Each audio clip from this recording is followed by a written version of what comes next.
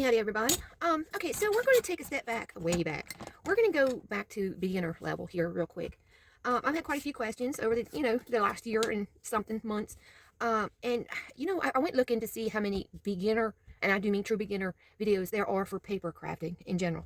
Okay, what you see right here is a self-healing mat, even though mine has been tortured to the point where I'm fixing to have to swap it around somewhere. It's just had so many grooves that it is no longer self-healing.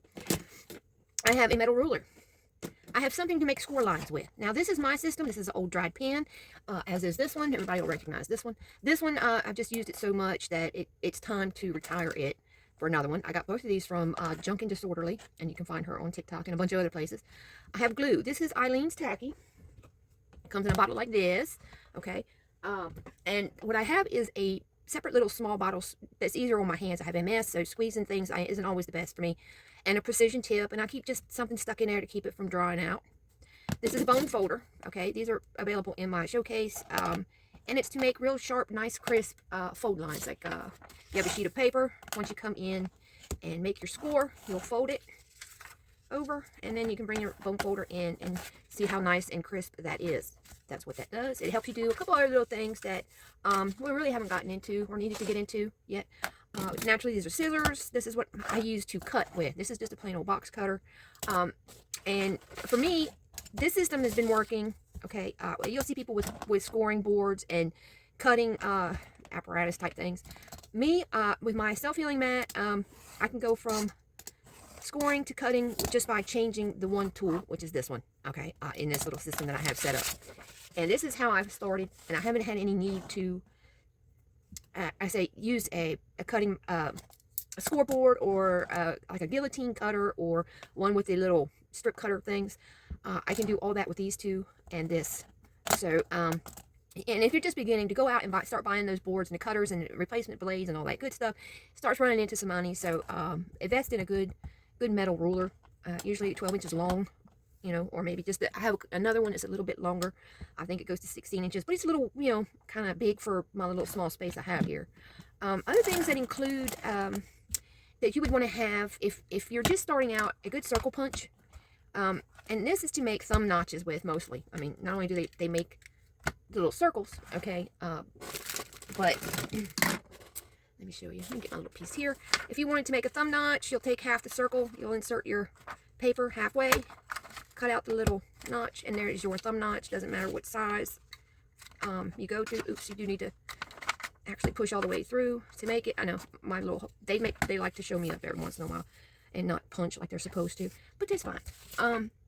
You get the idea. It's just half a circle. Now, if you don't have a circle punch right off, just a simple compass, you could come in, line it up, and draw yourself a half a circle wherever you want it, and simply cut it out with your scissors, which is what I did in the beginning, because I did not have the $15 circle punch, you know what I'm saying? So, there you go. It's the same thing. It's just a half a circle.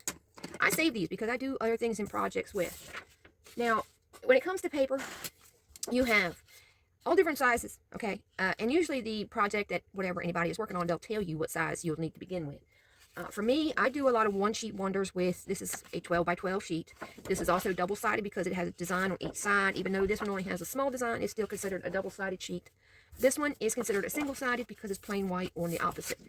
And the one-sheet wonder is basically you take your 12 by 12 or whatever size the designer says, and you can pretty much make the entire project with just your one sheet of paper.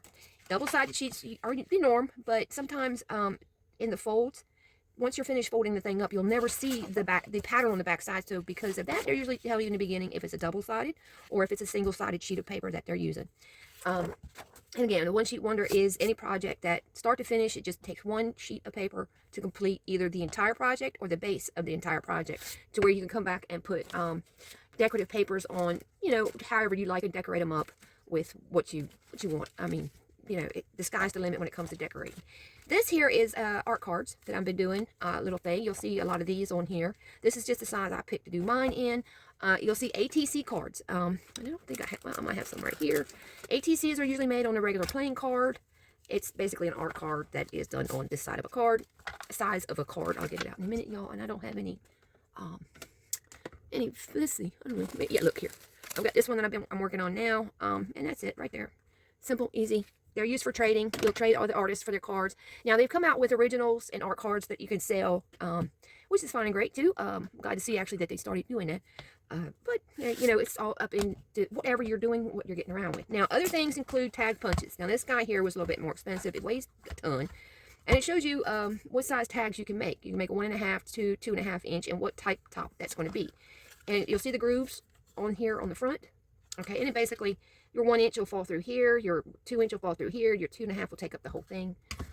Border punches, that's these decorative things. Okay, they're meant to do the border, the edge of a sheet of paper, in which case you'll line them up. Usually with the center, there'll usually be a mark right there at the center. You'll press it down, and then you'll be able to line it up with the pattern that is on that side, or this side, depending on which way you're going. Let me see if I can see what I'm doing. This one here is pretty easy. I've seen some of these patterns in there. They're so hard to get to line up. It's not funny. And then you'll just bring it out, line it up. And I'm lining it up with these two. Okay, so you can make a continuous on and on. There we go. Okay, now to do corners with these things, it's best to experiment with each design. This is a corner, as is this. These are both, all three corner punches. This is a corner rounder, and it just rounds depending on which one you put it in, or how big of, you know, a round you're going to get. This one has a little bit decorative. Put it in, you get a nice little notch. And that one, this one here, you get like a little rounded with a nub. And this one here is like a ticket type thing. And then this one, once you put it in there, get it lined up with the things, press it down, and it will decorate the entire inside border of the paper. Okay, this also has a thing to where you can come out and do it in a straight along the edge here. It all depends on what your punch is meant for, you know, as to what it'll do. I don't have a small one right here. Another thing too are inks, and they have a number of little dabber things. This is Velcro. I like this because I can use the same handle on any color ink that I'm using, and I usually keep my ink colors together depending on. It's like this blue one stays with the blue, the gray stays with the gray, and all I have to do is change it out. I come back in, dab this on, and I can come through the edge. Another thing I do is I like to use just the pad itself. And let me show you. It makes a nice crisp edge line. Now, I know you can't see that, but if you get real close to it, you would be able to tell. You can see it on there. Now with the, I call it a dauber, you can come in and do a lot more of the edge, like so. You can do that with this too. It just depends on how much ink you want to put on there. This is a good, you know, a good strong amount of ink. This is going to give you a small amount of ink, but you can see the difference there. And that's usually done just to bring out the edges of something. Like right here. This would be the plain sign. If you come in with your little, and I like the little squares for this reason. You come in and just use the corner of the square, and you can come all the way around. And now you see it's a little bit, stands out a little bit more against that plain white. Now, if you want to really add, just the angle of your paper is what's going to decide how much ink you have, like that, okay? And that's the easy way. That way you don't need one of these. You just need the little things of ink. I also use the larger things of ink. I tend to use them the same way I use the smaller ones. And I learned to do that because I didn't have one of these handles with the little doohickey. This is a new addition to what's going on here. What else? Envelope projects. Yeah, we do those here too. And let me tell you, let me see if I got my last envelope project. Here we go. Again, the maker, the designer will tell you what size envelopes you need for your project. And it's usually just a number of envelopes fashioned into either a journal, or this is an ephemera holder. That's what I have here. Easy. And yeah, the tutorial for this guy is already posted. Actually, that thing needs to be up here on here. Look, my Miss Papercraft made that for me, and yeah, it's still right here. It never goes very far. What else? Double-sided tape. Okay. You see a lot of people putting their projects together with double-sided tape as opposed to glue. I reserve double-sided tape for things like vellum, which is a frosty, kind of clear paper. Actually, I have some in here. I picked up the string. Let's see. This is vellum. You can see through it real nice. It's kind of particular in the way that you handle it, but yeah, if you're going to be putting that together, clear double-sided tape is the way to go with that. That way you don't see the glue through the vellum. This here is to do wax seals. You put yourself a little candle in there. You put your wax pellets in there. Once they get melted, you'll pour it on, put your stamp on, let it sit a minute till it cools. This is for the acrylic stamps, which you'll see a lot of too. They'll stick to this, and then you'll just put your ink, stamp it down where you want it. I have a whole nother system for stamping. Die cuts is another thing. That will be another tutorial type thing, because now we're starting to get into things where you do need equipment and things, machinery and type stuff. Okay, so let's see, what else? Here, look, paper fasteners or brads, eyelets. These are the fasteners. Brads are the same thing, just a little bit smaller. And then the eyelets, of course, are these, which you will need a tool or some sort of a system to add those to paper. That would be this little thing here. And it's different than a snap setter. Okay, just so you know. Of course, you have ribbons, lace. You can also use Velcro dots in place of magnets. I do because they're lighter. And especially on a one-sheet wonder, you really don't need a whole lot of hold. I usually tend to cut them in half. And I still find it's got more than enough hold for the little bitty papers that we're doing. Or for the closure of a journal or anything like that. Let's see. Clamps. Yeah, these you can get at the Dollar Tree. And I do recommend them because I just paper that wants to be a little foofy about being glued. These are edge border stencils. Okay, you can use these to cut out any kind of stencil edge that you want on your papers. And this is a good alternative to these things. Okay, because you can draw this out and figure out where it goes before you cut it. This, you pretty much need to pay attention to every move you make. And again, you'll have to practice with the punch version of these things, where these you can just pick them up and go. Any kind of stencil collection is a plus when it gets into paper projects, okay? With the open stencil, you can take this, get your ink, rub it on, and then you have a design stenciled onto your paper. Easy peasy. I think that's about it for the quick version. And yeah, this, my little knife there, you can use these little craft knives, which you can see I have at the ready. I just bought myself a brand new set of these things. A couple dollars on Temu, okay? And then you have plenty of cutting choices there. They also have these little pens that are refillable pens, but each one has a little tiny angle blade, and you can put it in there. And this is the safety cap that's on there. Okay, take the safety cap off, push it down just like a pen. And I don't know if you can see that, but yeah, you can cut with this guy. What happened to my little paper I had? And if you can write with a pen, you can cut with this, okay? And yeah, fussy cutting, once you sit there and you take your time, you can pretty much cut out anything. Now, I do recommend make sure that that blade is at the right angle to do your cuts like this. Otherwise, you'll come out kind of not so perfect, okay? Again, it's a safety thing. Keep your cap on. And then you have a number of replacements that come with that. There's also a version of these pens for glue. And it's called a glue dot pen. That would be what this is. Okay, and you'll take this. Make sure you take your little safety thing off. And everywhere you write, you'll put glue. And this is good too for vellum and things where you really do not want to see the glue or tape or any of that with what's going on. Another thing too that's great to have. Oh, let's do stickers. Okay, PET stickers are clear stickers. That the only thing you're going to see is the design, even though that there's a cutout of the thing. Now, washi tape, which is code for masking tape, are these small little, basically masking tape. It's just decorative masking tape is all it is. Now, if you want to put that on something permanently, you will need to glue it because it'll peel right back off. But they make stickers the same way. Let me see. And then we have the regular type stickers, which are the entirety. You just peel it off, stick it on. This is just a regular, normal, everyday sticker. It's not a PET sticker. It's not a washi sticker. Once it goes on something, it's there to stay. Washi stickers, you can pretty much peel them up and reuse them elsewhere. A lot of the PET stickers, or PET stickers, however you want to say it, will come back up if you do it within the first few minutes. If the longer it sets, I find the harder it is to pull it off. Okay, and these come in all different sizes, shapes. It's limitless in what you can get. These are stickers here. These two, they're the full backgrounds for some things, and these are available at Loopology by Lori. Oops, sorry y'all. I know it's huge, right?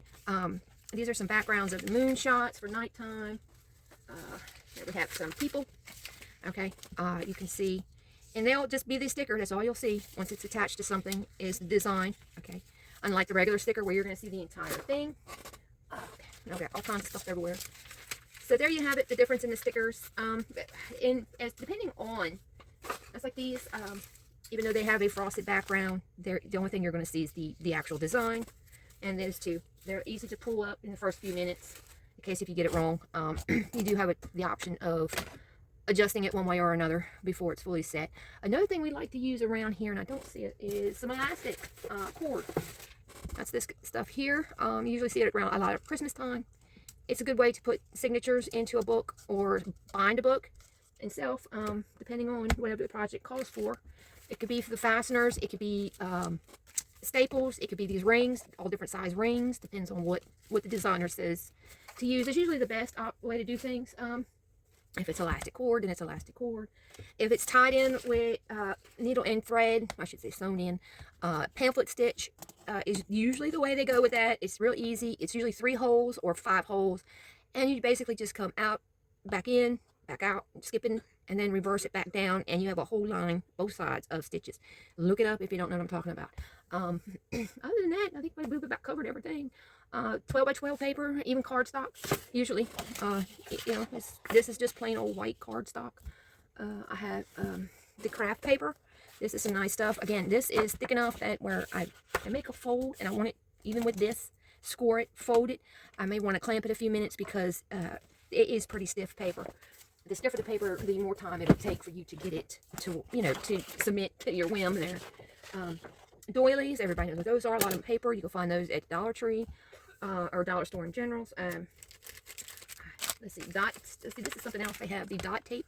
Okay, this is a foam tape, unlike the regular double-sided tape. This is actually going to make whatever you have stand up a little bit off of the paper itself. Okay, you can get that like that, or in small strips. Okay, this is pulled off, and you can see it has some thickness to them. We have glitter in all different, this is glitter glue, glitter in all shapes and sizes, colors, you name it, and ways to apply it. These are just some regular, plain old stickers, okay, not pet stickers, just plain stickers. And I think that's about it. Anything else is going to be more involved into the craft itself, in which case, once you've mastered this, you're ready to move on. And I think you could probably figure out anything that's that I didn't cover with what I did cover. You could probably figure it out. Some tweezers if you got some really small stickers. This thing, I do patterns in the paper. It's actually for sewing, but it will work on paper too. And you can pretty much trace out any design, but I usually use it with this thing. And I'll do the little hole, kind of like punching tin, holes in tin to get a design or whatever. Depends on what I'm working on. I do more than just the things I do here. I think that's about it. And once you get, you know, get going, and you'll see what you need, what you don't need, what you'd rather have. Like I said, from here on, you'll need equipment and things like the die cut machine. And yeah, it's good to invest in one with wide enough for you, depending on how big you're going to plan on doing your papers. Mine's got a 6-inch wide. So any plate that is 6 inches or smaller, I can run through it. Okay, doesn't matter the length, it's just the width of the opening on your machine, in case you're wondering, getting into those. Mod Podge is another thing, depending on what the project is, may or may not call for it. And it's usually in the craft section. You can get it at Wally World. I don't know if they have that at the Dollar Tree yet or not. Everybody's familiar with it, and it comes in different, it's like matte, satin, glossy, you know, whichever one you want, they have. Here is the glue that I use, though. This is the Eileen's Tacky. It's available at Walmart. That's what's in here. This just has a precision tip on it in a smaller bottle because my hands, you know, it just hurts to squeeze things sometimes. Ribbons, laces, anything you have like that. This is a ribbon. Came in something else. I'll put it here because chances are I'll use it with paper stuff. Paper clips. Any kind of clip really can be decorated. Even these things, actually, I see a lot of these get decorated. Okay, that's what's on the back of the spider. Okay, a little E6000, you can make those. And then here's some of the foam stickers, already cut in squares. Those are good for like 3D objects that are up off of your base paper. Okay, guys, I'm gonna run. I found something wet. Oh my goodness, I wonder what that was. Okay, I'll be back. See you in a little bit.